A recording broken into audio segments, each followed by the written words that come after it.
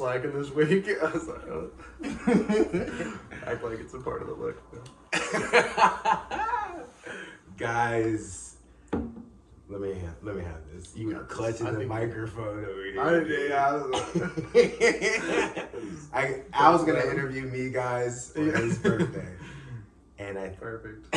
I can't imagine a better gift than talking to you, man. It's a good time. Yeah, it's been good, dude. Hi guys, my name is Keith Lamont Parker Emerson, Jr., fitness model and influencer. I'm here with Alex McKinley, chemical engineer, not a fitness model. What? Willing to be one. Yes. And this is another episode of Eat It Up. Today, yeah, go ahead. Eat it up. Eat it up, yeah. I love that you know that shit. Yeah. Eat it up. So today, Al and I are going to just kind of discuss the current climate of culture, truly being that it's obese. Right now with JFK Jr. RFK. RFK. Yeah. Thank you for the correction. Yeah. RFK Jr. as our lead for the health administration. Mm-hmm. Yeah. It's kind of wild. This is real. I'm watching, but I'm not. Yeah. I have a photo of the three gentlemen, him, Elon, and Trump at McDonald's. Oh my god. Post game, dude. With the Diet Cokes. You remember that photo? Yeah. Unbelievable. I can't believe that's real. What a world. And this is the world that we live in. Yeah. So I got 4 questions for Al, the chemical engineer, who's gonna give us his perspective. Who actually, guys, I got to catch him, on his birthday. Yeah. So on his birthday, we're doing another episode of Eat It Up. So Al, let's go ahead and jump into the episode. I'm gonna run it. All right, you ready? Yep, let's do it. Who are you and what type of value do you provide to the fitness and nutrition community from your perspective? That's a good question. And you can take the microphone if you want, sure. but I don't care. Let's do it. Yeah. Okay, so I am just a regular working man. I'm an engineer, though by working man I mean I haven't had a job in 7 months, so that's on its way. But I'm a regular working man, so like in perspective to the fitness community, it's like I'm a real person. You know, my full-time job is not like trying to sculpt my body or like look good. So I'm actually doing like practical things that a real person would do. Yes. Because I don't have unlimited money or time for fitness. So. Wow. Talk a little bit more about this. I'll take it. Talk a little bit more about this lull, and not really a lull, but this period, essentially, where you're in between jobs and what you're doing. And how your perspective has shifted to maintain physical fitness and nutrition. So this like 7-month period, I've really been able to focus in on my health, which the weight has become less of an issue for me, but it was more like my overall strength. I've had some shoulder surgery, so it's like I did PT for months on that. I've spent a lot of time trying to kind of train my body back into fighting form, if you will, because I was trying to join the Air Force. So I was like, okay, I should be in fighting form if I'm going to do that. That's good. So yeah, it wasn't as much of like a weight gain or loss, but it was just getting actually like I could be useful, you know, because the left shoulder I couldn't do a pull-up. I could do a pull-up for the last 2 years. Yeah, 2 years, 0 pull-ups. And then when I started doing them, I found out how much atrophy of the muscle there was, where I could do a pull-up 90% on my right arm, and the left arm was just there for balance, basically. So, oh my goodness. Yeah, it's been a lot of, like, it's healing in a different way, because like I don't have like a broken bone or an actual injury anymore, but it's kind of righting the ship a little bit. How long have you been out of of surgery, and would it be post rehab or is this post rehab or? Yeah. Okay. Yeah, this is post rehab. I've been out for almost 2 years, so it's done. The surgery itself is done. The you have about 6 months where you're in that rehab phase. Okay. But I've gone back for more rehab twice since that surgery. So I did like 4 months of rehab, and then 6 months later I was like, it's not feeling right. I did another few months, and then each time you kind of run into insurance is like, we're not gonna pay for this, and I was like, I can't pay for it either. Who gonna pay for it? Yeah, exactly. Yeah. So I was like, what can I do on my own? And I got to get back in the gym basically, and really focus like single-sided stuff, because anything where my whole upper body was working together, the right arm just takes over. Yeah, so, absolutely. No bench press, which is so sad. Yeah. A lot of fun stuff you get. Talk about some of the exercises you did. Yeah. Ton of incline press and incline decline, shoulder press. Do you know what these are called? I can't remember. Flies. Yeah, a lot of flies, because this back. What is that? A part of your rotator cuff, maybe? Yeah, it's like the back of the shoulder head. Because working the 3 different heads, so you got long head, you got your head, your forward, your side. So working all of those, but individually, because if you go to Planet Fitness, all the machines are your whole both sets. So it's not from a you don't get to go just you have to just get the dumbbells out and go to work. So I'm gonna tap in on that. That's so cool that Al generally knew how to respond to what his body was already telling him was wrong. He went through the PT. His body didn't respond to it the first time. He listened, and that's the key right there. A lot of us in this culture, because we're bombarded by everything happening, you're not listening to the signals that your body is actually giving you, causing you to react to things out here instead of responding to what's going on in here. And I think that's what's gotten you the results. You've been a good responder. That's what 911 is. Yep.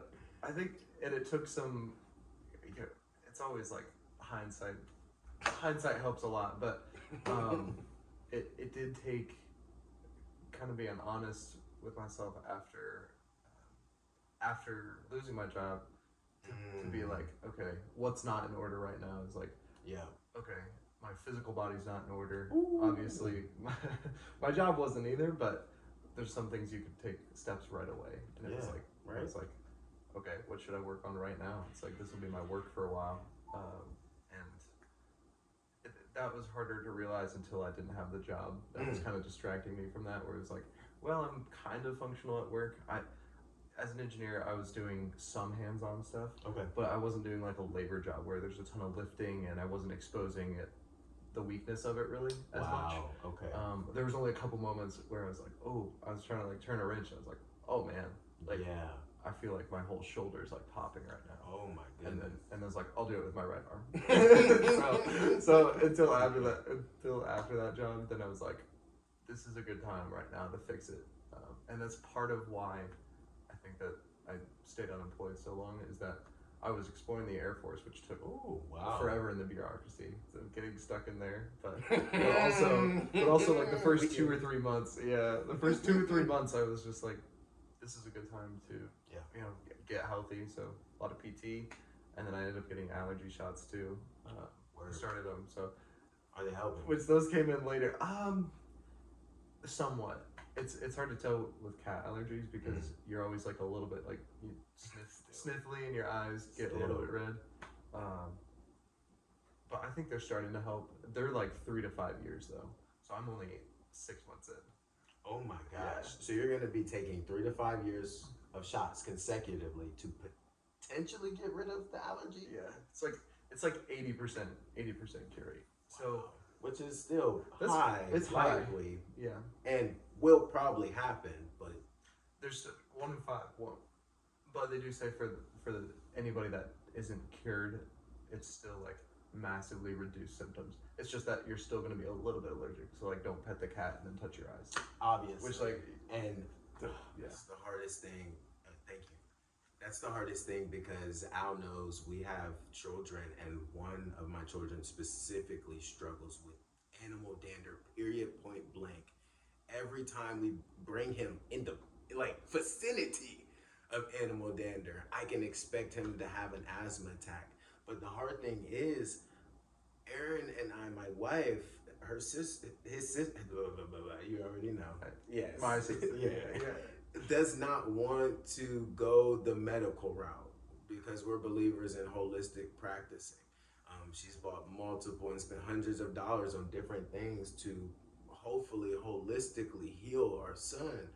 But how long can you do that? And then how also too, my question is, how long can you avoid coming around family members who have pets and animals? That's tough. That's tough when like, I think every single sibling except for me has pets and either cats or dogs. I don't know if dogs usually aren't as bad as cats because cats are like just the worst for allergies for some reason. They're aliens. Yeah. And they know how to get in your head, so like, yeah, but like everybody has a dog, and I'm getting the allergy shots because I want to have a cat eventually. So you hope that as as your boy grows, that some of that can be like that he's smaller. All his organs are smaller, so hopefully he can grow out of some of that. Absolutely. But yeah, allergy shots. It is a big commitment because I mean he's not even 5. Literally. So like 3 to 5 years is like it's his whole life, man. It's his whole life until he's like 10. So yeah. But it and it can be valuable, but you don't know, I guess, what allergen it is if it's only because I don't think you can get like 5 shots at once. You can't. It's one immunity. You can get cats or dogs. You're not getting every shot at one time. Oh wow. Yeah, it's its own like little vial of. That's interesting. Yeah, that's cool. So you do need to know that like what type of allergy you have or allergy. Cool. Yeah. But let's. Yeah. Take control. That's all you I'm gonna go ahead and go to the second question because my man Al, also too, guys, has lost over 50 pounds and is maintaining this lifestyle even in a season without a job, but in preparation to be in a job. I want to ask you a question on that. Do you see yourself getting back in the workforce real quick? And we can loop this back around at the end, or we can go into this now, or do you envision yourself starting your own business, especially in this time right now, at your age, with the type of so we can. But the question that I'm gonna ask, guys, and we'll hop, skip, and a jump and have fun, is how did you lose 50 pounds as a chemical engineer in a generation where all the odds are against you? Just tee me up, man. I like that. Oh, it's hard. No, it's impossible. I'm the great. Yeah. No. But y'all know. He really is the greatest. Oh man, no. That's the good thing is that it's very. Yeah. I think it's very achievable for anybody. I think the main thing is you just got to be aware of what you're actually taking in, because a little snack here or there will catch up to you because. And liquid calories. This is like probably the biggest thing for me is I stopped drinking juice. I totally forgot about that. I used to drink. This is low cal. That's like. That's for the show, guys. He literally said before the show. Let me get something out here. Come on, I gotta have something available. But that's only like a third as much as most orange juice. But I was like constantly just chugging like cranberry juice. Really? Yeah, grapefruit. Grapefruit's not as bad because it's kind Yeah. of sour. But like the sweet, like blueberry. Again, I was just chugging juice. And if you think about it like this, like a single glass once a day of juice is like 100 calories, Literally. and that could be like a filling snack that fills you up. If you had like a can of tuna, that's only like 150 calories. A bag of beef jerky. Yeah, yeah, exactly, and that's gonna fill you up. That's gonna fill you up for a couple hours. Yeah, like 2 or 3 hours probably. Literally. Whereas juice is like I can drink juice on top of a meal. Oh my god. And I probably would. Yeah, so 3 or 4 cups. yeah. So now I don't drink near as much juice. Yeah. But I wouldn't have known that if I wasn't just like, man, I gained a lot of weight in college. Like, why and what was I eating? And it wasn't eating. The eating wasn't great either. But it was really the drinking. It's like literal drinking. You know, it's like Yes. Real talk. a single Miller a week is already an extra 100 calories. 5 Millers a day is a lot of calories. Yeah. Like it adds up It really added quick. up. But you know that comes with like the culture of what you're going to surround yourself with. So it's like I was around. Yeah. That was the kind of the expectation. And that's what I was around. Was like a lot of drinking and a lot of unhealthy habits. So Can I tap in on that? oh, absolutely. Wow. He said this, and this really landed for me, guys. This was the expectation for the culture that I was a part of and the people that I was hanging around with. Woo! Bad habits. That's literally what he just said. Yeah. That was the expectation for a college young man to observe and exhibit bad habits and then try to figure out how to turn your life around after it. Yeah. This is the American story. That's good. Yep, that's so right. And after college, that's when you kind of have to put it back together because you're like, my whole life just kind of fell apart because you go from like surrounded by a full social community. Yeah. You've got your entire day planned because you've got a few classes and a ton of work to do. So it's like, yeah, I've got my 10 hours of work for the day, or maybe 5, you know, whatever, depends on the day. And then I've got like my social stuff planned, and I can kind of just do whatever I want. Yeah. And it's all going to loans, so I don't actually have to work. I'm gonna have to pay those back later. Later's nice then, Later is but nice it hurts now. But yeah, it was just what we did, and man, yeah, it adds up.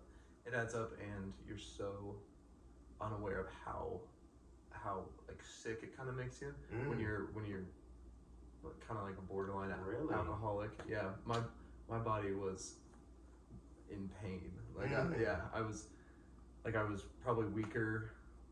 I was probably weaker than ever. I was like kind of sickly. I was getting sick all the time. Okay. I would sleep like 10 hours a night and still feel like just it's like, why do I feel this way? And then like drink 40 drinks in a week. It's like, how could this happen? You know, yeah. But to get connected more to like probably a life most people are living, because if you're drinking 40 drinks a week and you're alive right now, like, impressive. Maybe you're made for it. No, I'm kidding. I'm kidding. But like, No, we're not promoting drinking. we're not promoting drug drinking. doing. No, but like, Yeah. you know, you Realistically, can't. That's yeah. not. You can't survive on that very long. You can survive when you're like 20 because your body is in its like my gosh. prime. It doesn't care. But then immediately afterward, Yeah. you're like, oh man. So I think it's more like recognizing what are you taking for granted about your diet, your drinking, your eating habits. What are you not realizing? So like, I didn't realize I was drinking a lot of juice post college still, because I cut the alcohol because I was like, oh, I'm sick. Then I was drinking a lot of juice and having little nightly snacks. Can I pause on that? Yeah. Guys, I just want to highlight this point because this is a major point. Even though he stopped one thing, he picked back another thing to replace that thing. This is human. Yeah. I don't know how many habits I have personally where I literally stopped something and replaced it with something else that is probably just as bad. But I'm gonna stop doing that and then replace it with something else. Yeah. Yes. But that is for us because of the time that we're spending here, and I don't want to sadden everybody, but we're coping. So we're figuring out different ways, and hopefully you pick the healthiest way to deal with what you got going on. And for us, it's God, it's Christ. Little plug-in. But for you, I don't know what that is. In this season, it was juice. Yeah, and that's such a good point too. Is like, you know, this is all a couple years ago, so this is kind of before my transformation in faith too. So it's like, yeah. Both, it was cool. Both kind of happened at the same time. It was like my body needed renewed, and then my mind was as well, which was everything I needed. And then it helped kick some of I replaced some of those habits with what I would call at least like the best habits, which is more like community, reading, like thinking, I guess. Meditation. You know, I'm not, yeah, meditation. Yeah, exactly. Meditation. Exactly. Yep. Yes. Yeah, but without anything to replace them, you're just gonna kind of go from like one thing to the other, and then probably back to like what your favorite thing was. Yeah. I think that's a really big thing. I'm there, and I'm there, and I hover that line, and we can get into that. I don't know, but we're all work in progress. Absolutely, yeah. But you know, it's always good to still like do a little bit better. Like, yes. I've been hearing it a lot, and I just love the cliche, you know. But don't let good be the enemy of perfect.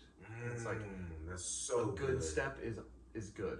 Let it be good. It doesn't have to be perfect. So if you're trying to turn your life around from like any kind of like addiction or eating or drugs or whatever, it's like don't let switching from like a heavy drug to just like, oh man, I need a little something in them, I'm gonna vape at all times. It's like that seems better to me. It's like that's still progress, and that should be celebrated. Oh my gosh! Now, yes. Yeah. The little celebrations are what going to keep you encouraged to pursue perfect. Exactly. Yep. Exactly. It's just like progress toward perfect is really probably as close as you're ever gonna get here anyway. Ooh, that's so good. Progress toward perfect. Ooh, yeah, that's so good. And like how perfect is this world ever gonna be for you? So like making work in a real way is good enough and great even at times. Yeah. You said a bar there. How perfect is it gonna be, anyways? Yeah. I think about that a lot because I think we have a question about like how do you stay engaged with maybe all the odds against you? Yeah, with all the and I think for me it's I almost have to treat what's going on in the world because I'm a bit of like a war buff. I like to it's very dark, but I like to like know the world events and like wars and what's going on. But that's really heavy for when you're like having everyday interactions because like I hope my demeanor isn't darkened by thinking about like I think things that are important, but things that aren't very practical for like we're not in war right now, so it's not really like it doesn't affect you and I on a daily basis for the most part. If we were in like a war-torn country, it might. I'm gonna tap in right now only because the microphone is dying. I'm gonna switch microphones and we're gonna get back to it. That's what I was looking at, dude. Yo, man, mom would be hurt. Oh, dude. Yeah. She'd be sitting over on that other stool just like propped up. She's got great posture because of her back. Oh, God bless it. God bless it, Lord. Oh, my God. I love Anne McKinley. That is his mom. Yeah. I call her Mom Dukes. Man, she is a blessing. But we were just talking about how you need to keep good posture, especially on couches. It looks better too. It looks good. I just don't know if I can hold it. I couldn't hold it. I'm not about to hold it. Yeah. Yeah. So, hi guys, we're back. It's Keith Lamar Parker Emerson Jr. I'm here with Al McKinley, and this is another episode of Eat It Up. If you haven't already done so, hit that like button. Comment below this video your favorite food on a rainy Tuesday. Ooh, bars. Favorite food on a rainy Tuesday, and we'll either comment back or like. I will look and he'll say something. That's right. Also, too, guys, hit subscribe and go into the link in the bio and subscribe to our newsletter, Wake Up Watchers. And I'm gonna explain that a little bit to you, Al. We've been writing a newsletter now, and this is episode 58, where basically I just want to keep everybody informed. I want to say, hey, this is what's going on. Wake up to it. And you said this great point. It was your physical awakening that gave you clarity in his mind to then spiritually change and be accessible to God. There was fog in his vessel that needed to be cleared out so that the Spirit could do what it already was placing us to do. The Spirit actually is put in each of one of us to reveal all things. Good. Right? Yep. That's what the word said? Yeah, that's what it says, yeah. So if the Spirit is put into you to reveal all things, like Al said, he had the answers for how he was supposed to lose weight, how he was supposed to pass the test, how he was supposed to get into how he has the answers, but he needed to physically change in order for the Spirit, for him to access the Spirit, and then for the Spirit to access him. That's so true. So I'm going to ask him the third question real quick, and I'm going to let him talk. For the third question, because you have access to everything at your fingertips, what do you do so that you don't get distracted by what's going on in the world? And how do you stay active and well-nourished? Okay, so... Oh, hold on. A couple things. I'm going to let Al too, and we're going to finish on this, and we're going to have to pull back because I do have an appointment. But we'll come back to this episode, guys. This has been very fruitful. So I'm going to let Al finish this up for us, and then we'll get back. I think the most important thing for me was my consumption of like media and materials that some of it and I really enjoy, like current events, political wars, knowing the world events. It was becoming like a vice of, like, instead of thinking about my own life, I was just like, let me think about things that make me that give me like an anger response about something else, because it's a lot easier to just be angry at like current events or something going on or something outside your control, because then you have no responsibility for taking care of it. Ooh. So Can I ask you a quick question? Absolutely. This is gonna be good. How many people are reacting like that? Oh man, I'd say most. I'd say probably like 70% of people literally are consuming. Well, and it kind of makes sense if you just view it objectively as like people watch news networks that make them angry about the other side, while the other side's watching a news network that makes them angry at the other side. It's like, so like we feed on having something to direct like aggression to. Yeah, because we need.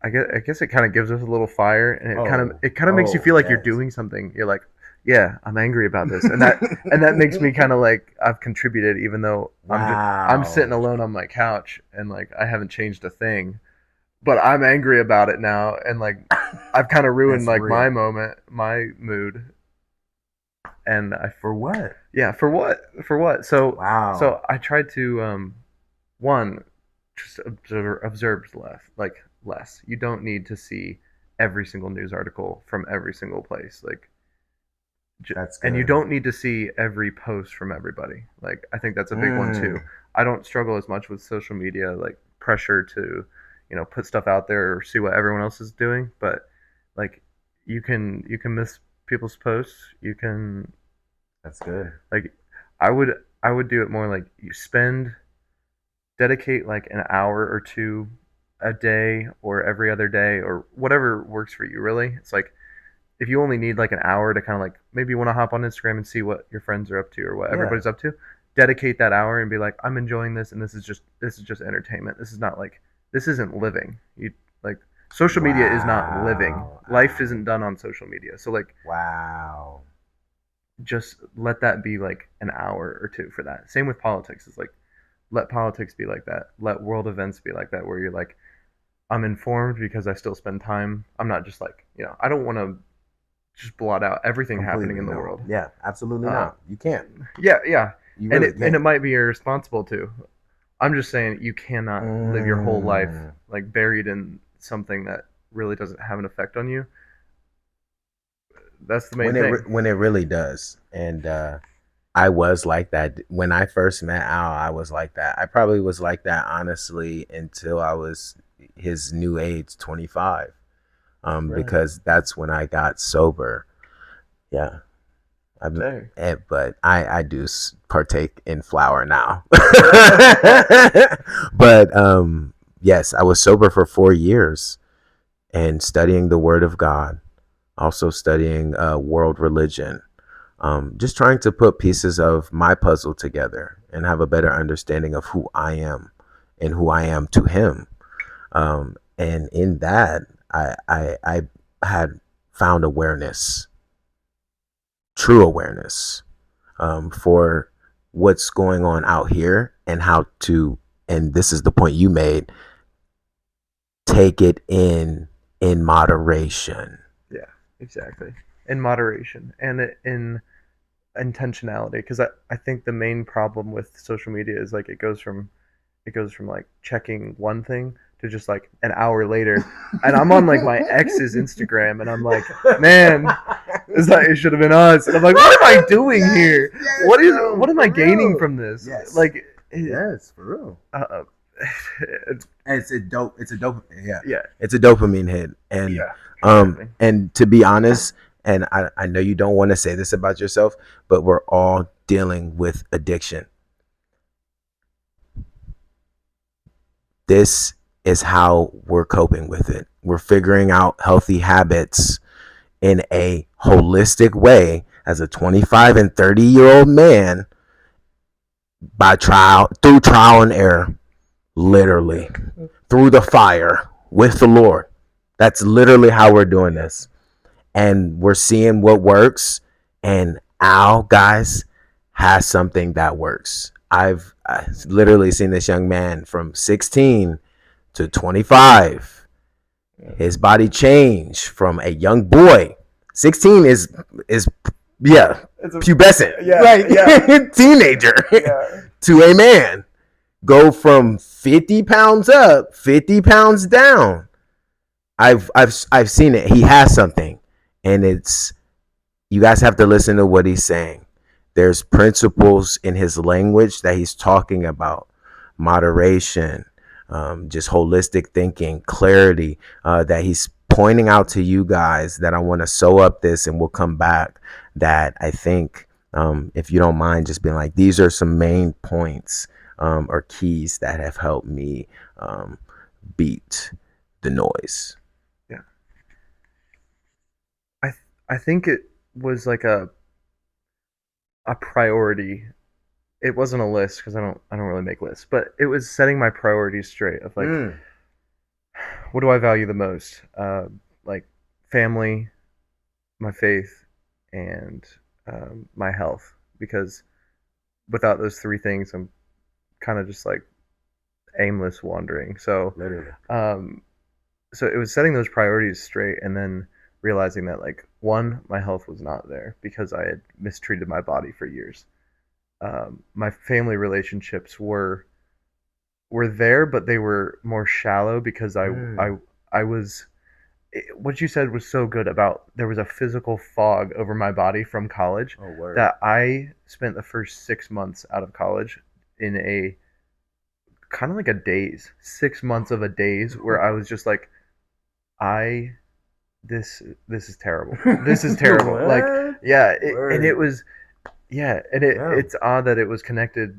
I think it was connected to my spiritual growth too. It was like I was in such a daze and from such mistreatment of my body that like it took turning some of that around. Then as I realized like, oh, my physical body's improving. Like, why is my mind not improving? And it's like, well, because I'm not consuming the right things. It's like, let me consume something that's eternal. Let me consume something that's higher, that sets some ideals for my life. Where it's like, what is going to be my ideal? Is it going to be like, uh, is it going to be prioritizing like hookups or like short relationships, Yeah. or is it going to be prioritizing like a long term love with Yes. someone someday? Ooh, that's so good.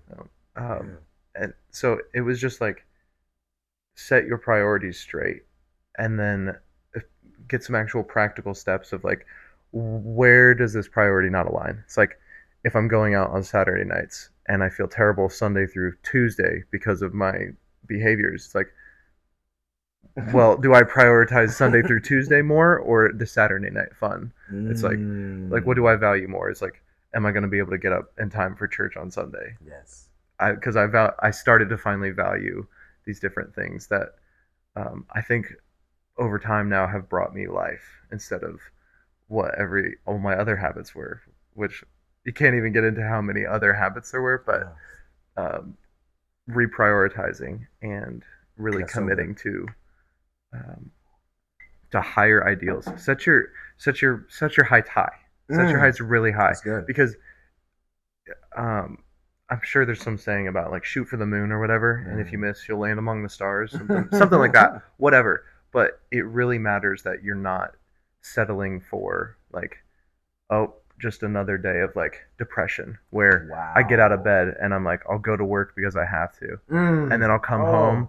I know you said that. Yeah, and I'll sit in the dark. Yeah, and like I'm not gonna reach out to these people that I care about because I don't want them to be burdened by my Whatever. my depression. Yeah, exactly. If they care about you and they love you, they want to hear it from you and they want to help you.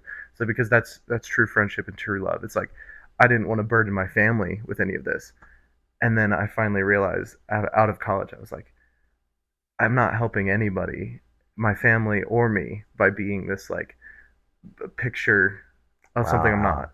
It's like, be the real me, and it's gonna help me. It's gonna help them, because they need to Which see. it did. That, yeah, and they're gonna need to see that I actually respond to things like grief and tragedy and struggle, anxiety, depression. Because it's like if you don't struggle with any of that or deal with it, then it's just like, is this a real person? Like, are you actually like facing anything and realizing it, or are you just kind of like blinding yourself? Because those things exist no matter what. So are your blinders on? Like, yeah. But I don't think that was like one message I left with. A lot of scattered ideas, but the main thing is set your ideals.